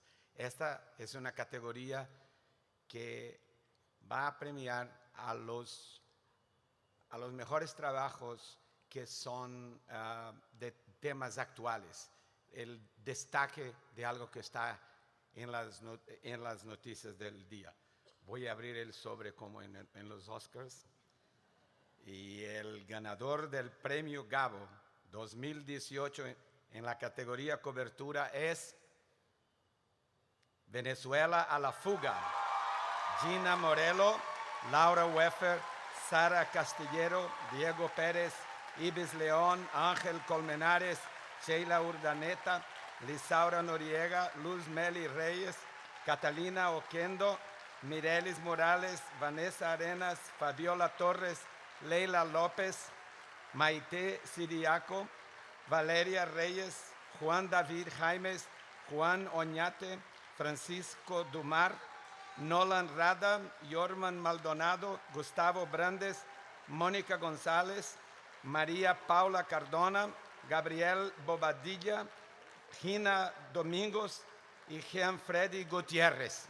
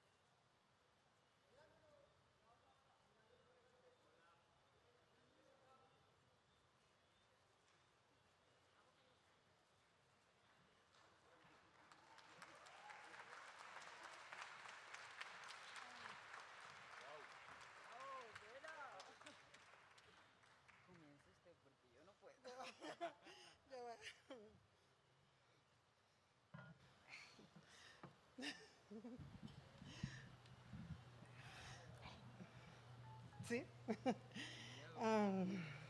Estoy muy nerviosa. Voy a leer algo que además lo escribió Laura Weffer, nuestra gran cocuya, mientras Gina, que fue la mastermind, el gran cerebro y el gran motor y la gran maestra en este proyecto, toma aliento también. Este premio es para Naicore, para William, para Manuel, para Yaso, para José y Violeta, Natalia y Yanuri. Son apenas 8 nombres de los 2,5 millones de venezolanos y hasta más que se han ido del país, escapando de un régimen de muerte y de miseria que intenta borrar la palabra futuro de Venezuela. Los venezolanos teníamos un dicho cuando veíamos a nuestros hermanos colombianos, peruanos, ecuatorianos, haitianos llegar a Venezuela buscando una nueva vida y decíamos, es que nosotros no tenemos vocación de migrantes. Quizás hoy tampoco lo seamos, quizás sea mejor describirnos como sobrevivientes, tanto los que se quedan dando la batalla como los que se van a dar al otro lado. Pero este premio también es de esperanza, este premio es de alianzas, es de solidaridad, es un reconocimiento al periodismo que camina con la gente, al periodismo que marcha kilómetros y kilómetros, que deja el internet, la computadora en la frialdad de una oficina. Queremos compartir nuestro gabo con todos nuestros colegas venezolanos que cada día salen a la calle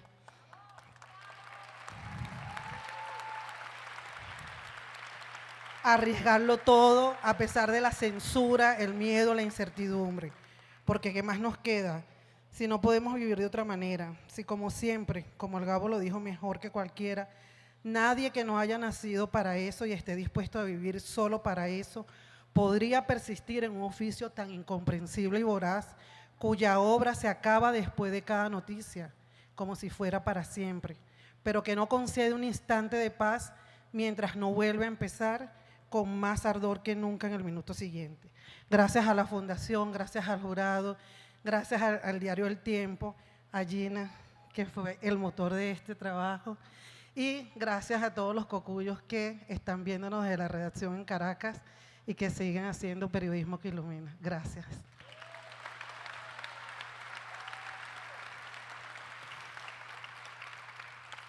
Por un lado, hay mucha alegría, por supuesto, de haber trabajado con 27 personas. 21 no están aquí acompañándome hoy, me hubiese gustado que estuvieran, cultivando un género como es el reportaje.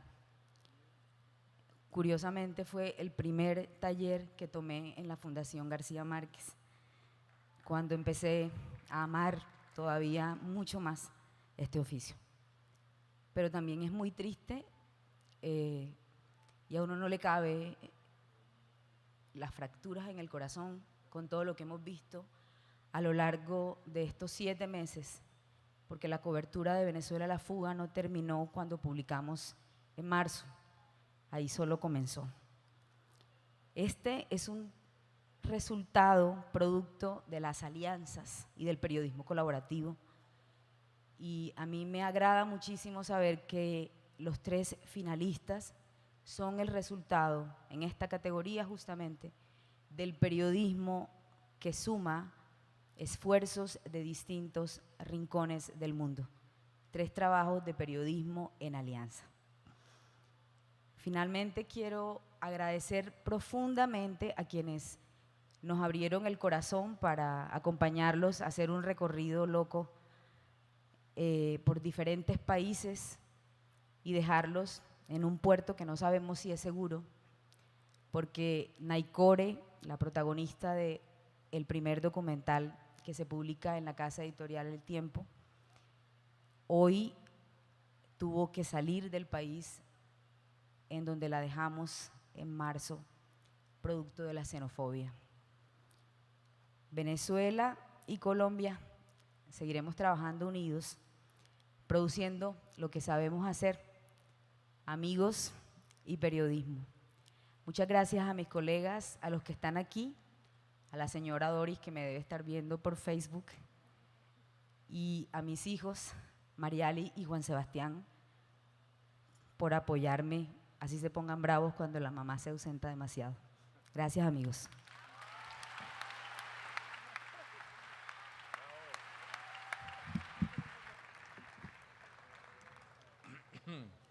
Qué gran trabajo, felicitaciones.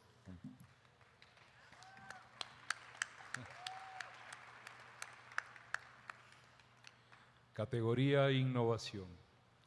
Una apuesta por arriesgarse a experimentar por fuera de los formatos tradicionales.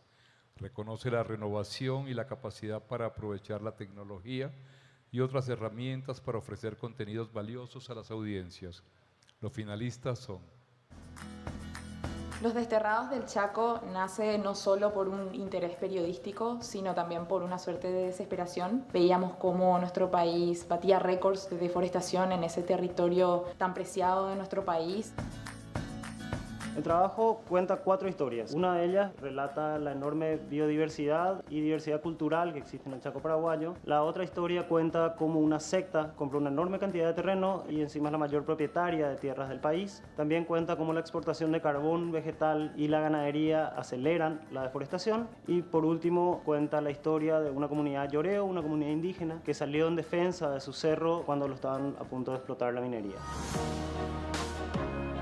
El formato que elegimos es el scrollytelling. Está basado en el movimiento de scroll del pulgar, tanto horizontal como vertical, diseñado específicamente para mobile. Creo que este trabajo es innovador porque utiliza la ilustración como una herramienta para despertar la curiosidad y conmover al público. Para nosotros, la innovación es una cuestión política. Innovar significa no reproducir un discurso, significa confrontarlo y significa llevar más allá historias importantes. Esperamos que este spotlight que el premio Gabo ofrece a esta historia a partir de esta selección despierte la atención de ustedes, de nuestros colegas y de la audiencia regional para prestar atención a un tema que quizás no está en su día a día, pero que cuando empieza a hacer un poco más de calor lo vas a empezar a sentir.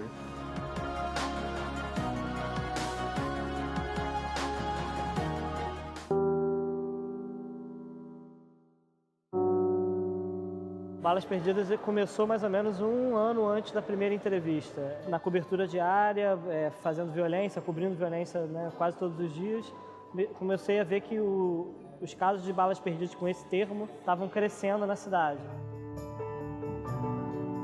Eu fiz toda a parte de fotografia e pensei toda a parte conceitual, de como seria o conceito visual do trabalho. E aí o trabalho envolveu toda a equipe de vídeo, cinegrafistas do Rio, a equipe inteira de reportagem, fazendo... Você ia para a casa da pessoa, no caso foram 8 famílias, 8 perdas ou sobreviventes, que contavam coisas para você que elas não tinham contado para ninguém da família. alguma intimidade, alguma relação para essa pessoa confiar a contar alguma coisa. A gente teve mais de um caso, foi exatamente isso. A pessoa contou e os filhos estavam atrás da câmera emocionados, porque eles mesmos nunca tinham escutado como foi, o que ela passou por aqui depois da violência, da perda. Aqui no Brasil foi interessante, teve muita repercussão por aqui, mesmo sendo uma história que a gente já conhece bem. Eu acho que era um dos focos da reportagem, era explicar para quem não é daqui o que está acontecendo. Eh bien, en journalisme, une innovation, ça peut être de mélanger les compétences et les profils différents dans une rédaction. C'est ce qu'on fait ici avec l'équipe interactive, où on...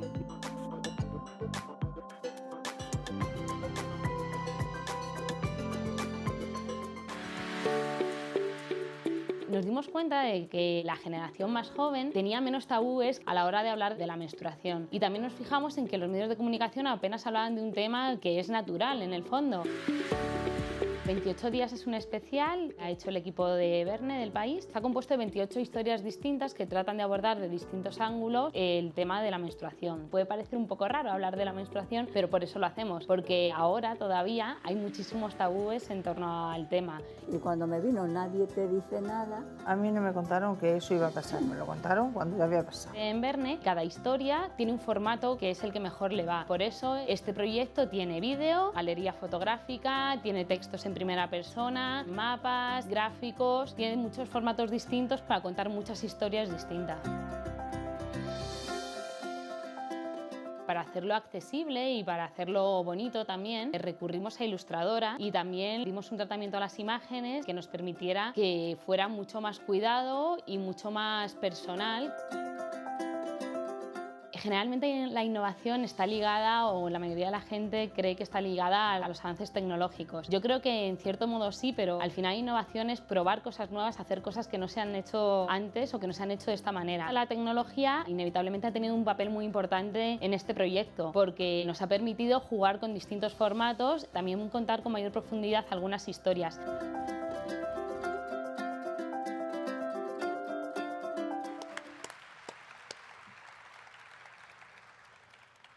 Entrega el premio Jean-François Fogel de Francia, presidente del Consejo Rector de la Fundación Nuevo Periodismo Internacional.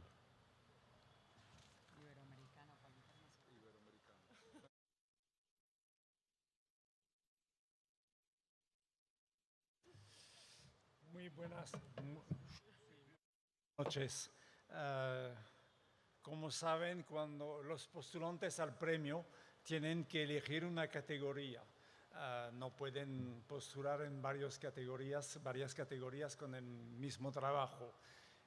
Lo que siempre es interesante y a veces emocionante en los de innovación es que utilizan imágenes, pero no postulan en la categoría de imágenes. Utilizan texto y no postulan en la categoría de texto, y pasa lo mismo con la categoría de cobertura. Es decir, siempre vemos que son periodistas que quieren expresar la necesidad de renovar las narraciones periodísticas y ubicar al periodismo en los cambios tecnológicos. Entonces voy a abrir el fatídico sobre y ¿qué dice? El ganador del premio Gabo 2018 en la categoría Innovación es Los Desterrados del Chaco. Juan Elborn, Robert Baez, Maximiliano Manzoni, Nadia Gómez, Fernando Ferreira, Alejandro Valdés Sanabria, Jazmín Acuña.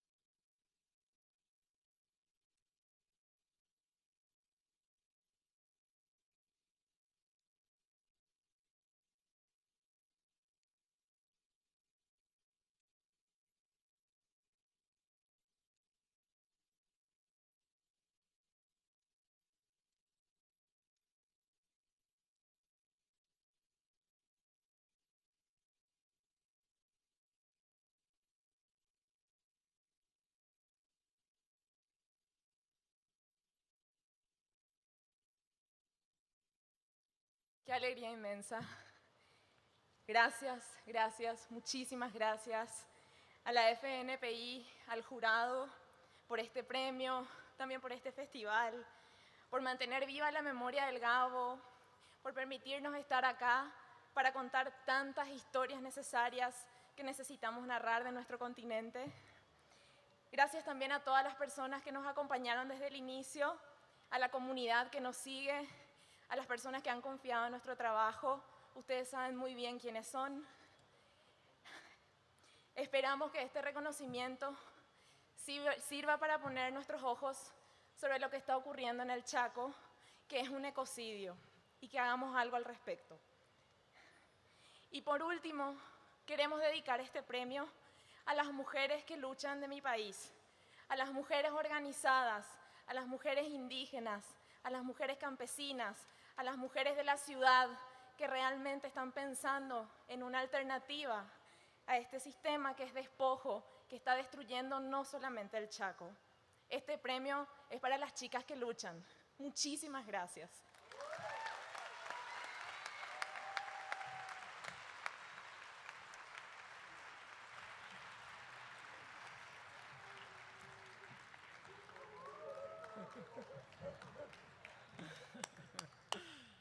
Felicitaciones. Y esta noche galardonamos la excelencia, un reconocimiento que premia la independencia, la integridad, el compromiso con los ideales del servicio público en el periodismo. Este año el Consejo Rector entrega este galardón, la excelencia, a Ignacio Escolar. De niño, Ignacio escuchaba las historias de su padre, que también era periodista, y antes de los 40 años ya había fundado y dirigido dos medios, Público y El Diario.es, un proyecto de vida cuya materialización está sentando las bases de un nuevo modelo empresarial de periodismo en España y un ejemplo para seguir en el mundo. Más de 30.000 socios que pagan por un periódico que podrían leer de manera gratuita hacen hoy viable El Diario.es, que es un medio influyente que está jugando un papel decisivo en España, un medio enfocado en la vigilancia del poder, en el feminismo, en los derechos humanos, en el medio ambiente, pero cuyo máximo valor es la verdad y la independencia.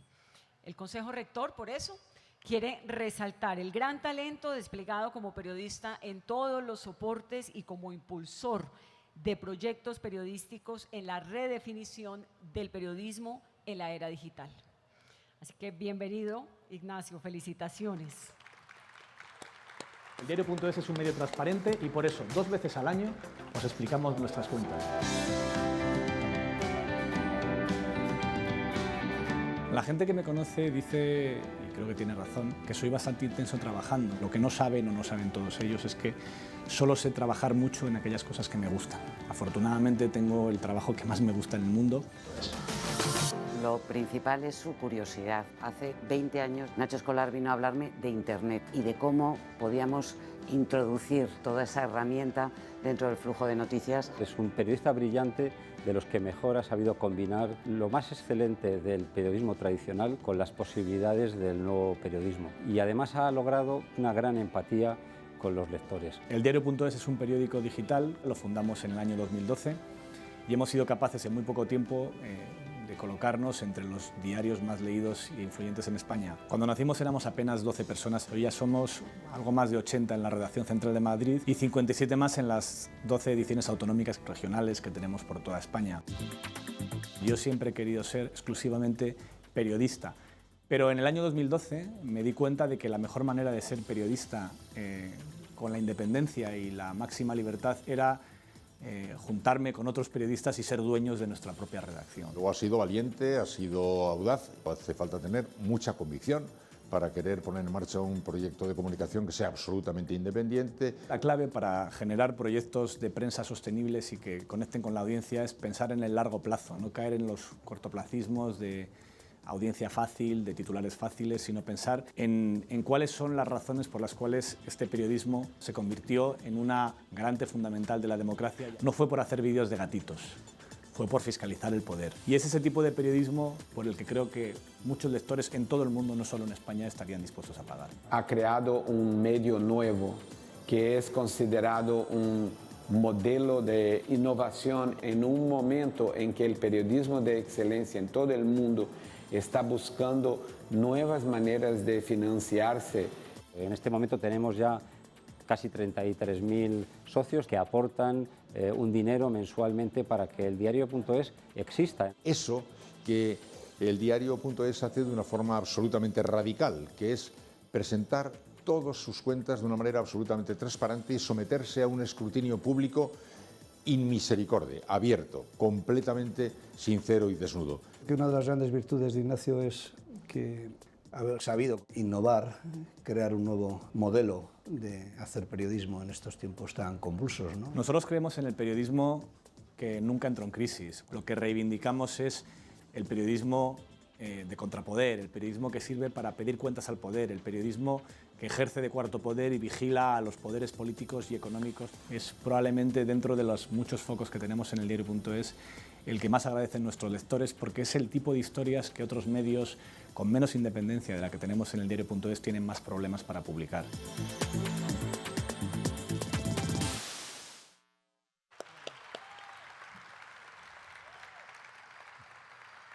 Natalia Viana, miembro del Consejo Rector, entrega el Gabriel.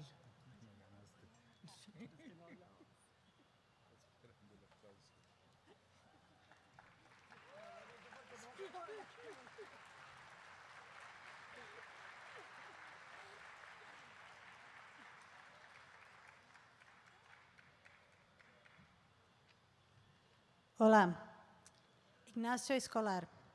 Por ser un pionero, pero ya un veterano en periodismo digital, por el éxito y por compartir lo que te enseñaron los errores, y además por jamás dejar de ser periodista de excelencia, al crear un modelo nuevo e inspirador para el periodismo iberoamericano del siglo XXI, el Consejo Rector te regala el Premio a la Excelencia.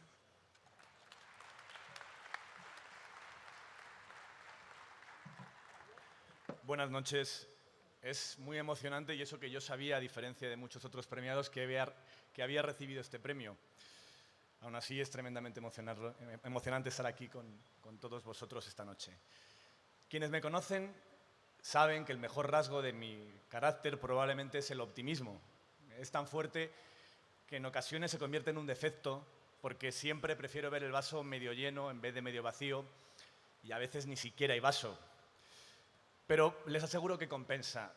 Prefiero ser optimista y equivocarme que dar la batalla por perdida. En este oficio, el periodismo, el pesimismo ha tenido buena prensa y eso ha sido muchas veces peor que las propias derrotas del oficio. Llevamos años rendidos, pronosticando nosotros mismos el final del periodismo, muerto por Internet, por el derrumbe del papel, muerto por las redes sociales, por los bots, por la inteligencia artificial, por las falsas noticias virales, por esos redactores jóvenes que se empeñan en tomar notas en el móvil en vez de usar la libreta. Sé que hoy, esta noche, en este hermoso auditorio, en la preciosa y vibrante ciudad de Medellín, solo quedamos los optimistas. Solo quedamos los que no tenemos miedo al futuro, porque depende de nosotros, los que creemos que el futuro del periodismo puede ser aún más brillante que su pasado. Dicen los pesimistas que el periodismo está en crisis, pero nuestro trabajo consiste también en no generalizar y profundizar en los detalles. No está en crisis la función social del periodismo, nunca lo ha estado. Fuimos, somos y seremos necesarios. Porque nuestro trabajo, cuando es honesto y riguroso, es un gran servicio público. Porque el periodismo sirve para desnudar al emperador cuando va vestido de mentiras. Tampoco está en crisis la demanda de muchos ciudadanos por el buen periodismo, el que destapa los abusos del poder, ni está en crisis el método periodístico. Sabemos qué es y qué no es una noticia, sabemos cómo se investiga, cómo se comprueba, sabemos cómo se cuenta a los lectores. La revolución tecnológica no ha transformado la esencia de nuestro oficio, solo nos ha dado mejores herramientas, algoritmos para analizar grandes cantidades de datos y convertir información en conocimiento, buzones encriptados para poder proteger mejor a nuestras fuentes, nuevas vías para conversar con nuestra audiencia, a la que hoy también podemos escuchar, algo que deberíamos hacer más ahora que podemos hacerlo. El método periodístico ha mejorado con la tecnología, que también nos ha dado un altavoz mucho más potente y eficaz, Internet simplemente es mejor que los canales que teníamos antes para distribuir la información. Internet es más rápido, tiene una profundidad infinita y es mucho más barato. Por todo eso defiendo que, a pesar de los pesimistas, el periodismo no ha entrado en crisis, no en su función social, no en el interés de las audiencias ni en su método. La única crisis del periodismo ha sido económica. ¿Cómo pagar el sueldo a los periodistas? No era un tema menor porque no hay periodismo sin periodistas que vivan de su trabajo. El colapso de los viejos modelos del negocio del papel no solo hundió el modo de vida de muchos periodistas, también arruinó el corazón de la prensa, su independencia editorial. Un lujo que solo se pueden permitir aquellos medios que son rentables. Cuando fundamos el diario.es, en 2012, las empresas periodísticas en España pasaban por uno de los peores momentos de la historia. Miles de periodistas perdimos nuestro trabajo. La crisis provocó la quiebra de muchos medios y despidos masivos en aquellos que lograron sobrevivir. Quienes se salvaron lo hicieron con sueldos más bajos y, lo que es peor, para el oficio, con el miedo en el cuerpo. Entre otros, cerró el periódico para el que yo entonces trabajaba. Pero decidimos no rendirnos. Con el ahorro de unos pocos periodistas y amigos, pusimos en marcha el diario.es. Aprovechamos las ventajas de Internet para ser dueños de nuestra propia redacción. Apostamos por el periodismo de calidad en vez de por gatitos y noticias virales. Y pedimos el apoyo económico de los lectores, pero no levantando un muro que dejase fuera a aquellos que no pudieran pagar, sino cobrándoles a cambio de un diario que cualquiera puede leer gratis. Había que ser muy optimista para pensar en un modelo así, para apostar por él, pero funcionó. Siempre pensábamos que había vaso y hoy el diario.es es uno de los medios más leídos e influyentes en España, gracias precisamente al apoyo económico de sus lectores. Justo al día siguiente de anunciarse este premio, a las 24 horas, tuve que declarar como investigado ante la justicia en un juzgado porque la expresidenta de Madrid, Cristina Cifuentes, me pide hasta 5 años de cárcel.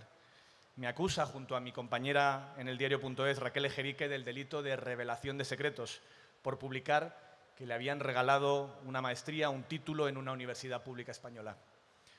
Cuando Cifuentes puso esa querella, hace 6 meses, aún era la todopoderosa presidenta de Madrid, una de las políticas más importantes de España. Y para intentar callarnos, recurrió a los juzgados porque no tenía otra manera de presionarnos. Con otros diarios habría usado otras maniobras más sutiles y probablemente más eficaces. Habría hablado con el dueño del periódico, pactado un acuerdo, o habría retirado la publicidad de su gobierno, de la que tantos medios dependen.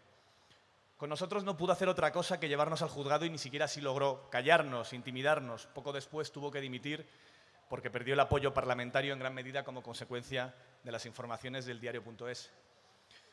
Cifuentes no nos pudo callar porque no tuvo ningún dueño ajeno al periodismo con el que hablar, porque no hay ningún dueño en el diario.es salvo los periodistas que trabajamos cada día en la redacción. Y también porque somos económicamente independientes, porque no dependemos de la publicidad institucional de los gobiernos, porque no tenemos deudas, porque nos financiamos no con el intercambio de favores con el poder, sino con los lectores. En estos 6 años hemos alcanzado una audiencia mensual de 10 millones de usuarios únicos y hemos convencido a 34.000, el vídeo ya se ha quedado viejo, no son 33.000, ya son 34.000 nuevos socios, nuestros socios. Personas que creen que merece la pena pagar por el periodismo independiente, que les ayuda en sus vidas, que sirve ese periodismo para cambiar las cosas. Y la mejor noticia de todas es que no somos los únicos que estamos logrando encontrar en los lectores la respuesta a la pregunta más importante, la que nos metió en la crisis. ¿Quién va a pagar por el periodismo? Era muy simple. El periodismo lo van a pagar sus lectores. En todo el mundo cada vez son más los medios que encuentran un futuro gracias a los lectores.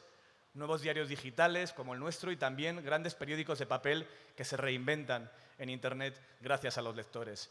El crecimiento en las suscripciones está siendo generalizado en la mayoría de los medios de calidad estadounidenses. Allí los periódicos crecen, aunque la publicidad retroceda. Está pasando en todo el mundo. La publicidad cada día es menos rentable para pagar el periodismo porque la mayor parte de ese negocio se lo han quedado otros, Google y Facebook, y dudo que vaya a volver a los periódicos con la importancia que antes tuvo. A medio plazo, eso dejará 2 tipos de modelos de negocio para la prensa en Internet. Habrá periódicos digitales que vivan solo de la publicidad y para lograrlo necesitarán generar mucha audiencia al menor coste posible. Sabemos cómo acaba. Con algunas excepciones, serán medios sensacionalistas, esclavos de la difusión en redes sociales y donde el entretenimiento primará sobre la información relevante. pero también florecerá la prensa de calidad, esa prensa de excelencia que mereció que el derecho a la información y a la libertad de expresión fuesen consagrados en las constituciones democráticas. Algunos pocos saldrán adelante gracias a las donaciones sostenidos por fundaciones que consideran, con razón, que financiar el periodismo independiente es un bien mayor que no se puede dejar simplemente a los designios del mercado, especialmente en aquellos países donde ese mercado es tan injusto, tan ineficiente e interesado. Pero la mayor parte de la prensa de calidad escrita estará pagada mayoritariamente por sus lectores. Dependeremos de ellos, más de lo que la prensa lo ha hecho nunca en su historia. Toda la prensa siempre ha dicho, a veces de forma un poco pomposa, que se debía a sus lectores, pero seamos sinceros, no siempre ha sido así. En demasiadas ocasiones el lector no era el cliente, era la mercancía. Y el negocio de la información era otro, el de las relaciones públicas, la propaganda y el cabildeo de favores con el poder. Pero en el futuro próximo, de verdad, nos vamos a deber a los lectores. Entre otras cosas porque no nos va a quedar mejor alternativa. Solo los medios que consigan la confianza de sus lectores, el respeto de sus lectores, el amor de sus lectores van a crecer y consolidarse en el futuro. El nivel de exigencia de un lector que paga por su periódico es muchísimo mayor, lo sabemos muy de cerca en el diario. Y los lectores no pagarán por noticias virales, ni por titulares exagerados que decepcionan en el primer párrafo, ni por noticias falsas o escritas al dictado. Todo esto lamentablemente sobrevivirá, pero la frontera entre la prensa de calidad y la propaganda van a estar cada vez más nítida. Los lectores pagarán por buen periodismo, por el ideal del periodismo.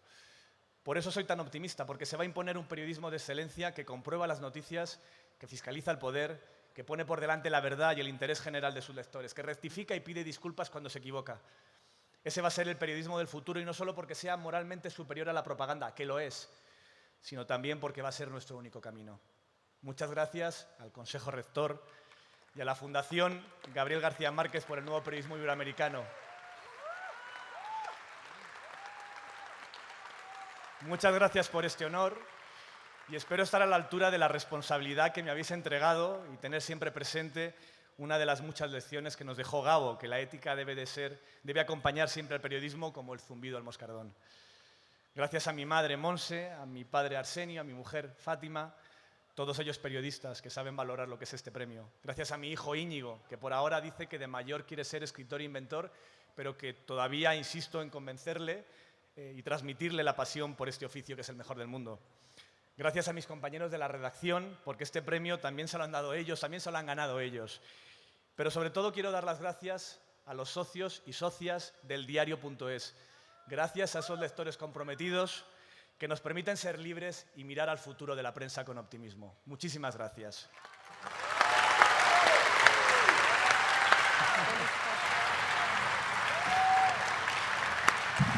Es un bárbaro. Felicitaciones y además gracias por llenarnos de tanto optimismo y de tanta esperanza. Alonso, Loncho. Gabo, y pensar que todo esto estaba en tu imaginación. Terminamos la premiación, pero comienza la celebración. Es hora de cenar, de tomarse un vino, de conversar, de reírnos y de celebrar.